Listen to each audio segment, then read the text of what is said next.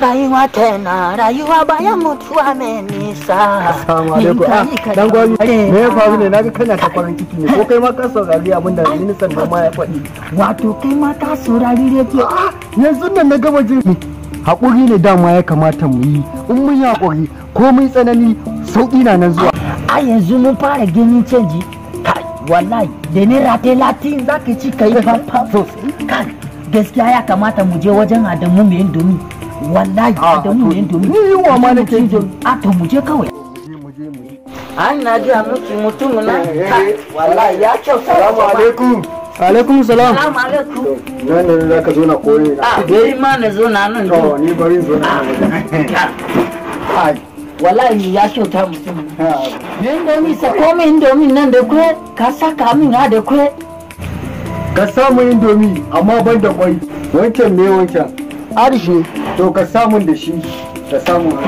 Ni ma dai Allah ki saka min da Arish din fa.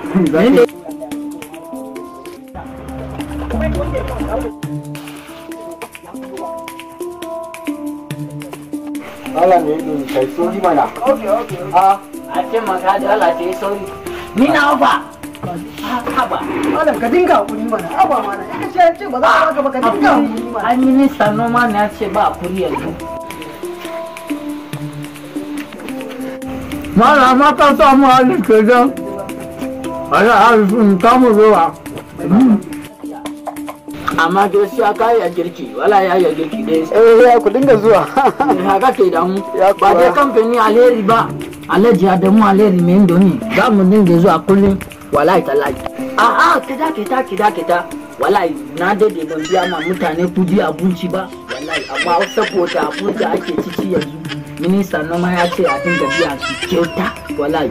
Naira 30 za ka ci ka koshi. Shikenan. Kai malam ga kudi naki. Ga kudin abinci naki. Gaskiya a wani canji naira 10. Me wannan? Kudi mana, kudi abinci. Sabai ne ba kike ni ko mun fa. Ai mu biyu ne ai. Nawa ne kudi abincin namu?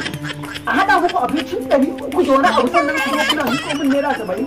Ba ka da hankali ne. Ba ka saurara rediyo ne. Wallahi ba hankali.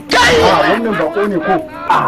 Baka ji abin da ministan noma yake ba. Naira 30 ya ishe ka ci abinci ka koshi a Najeriya. Shi ne za ku miko mun wannan a matsayin kudin abincin ku?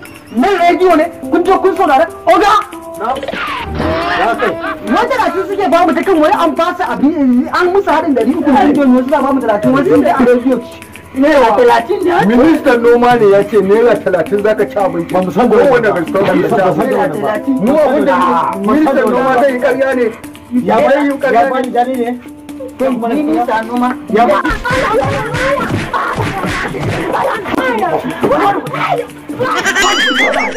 Ya ku biya ba. Ministan noma ne.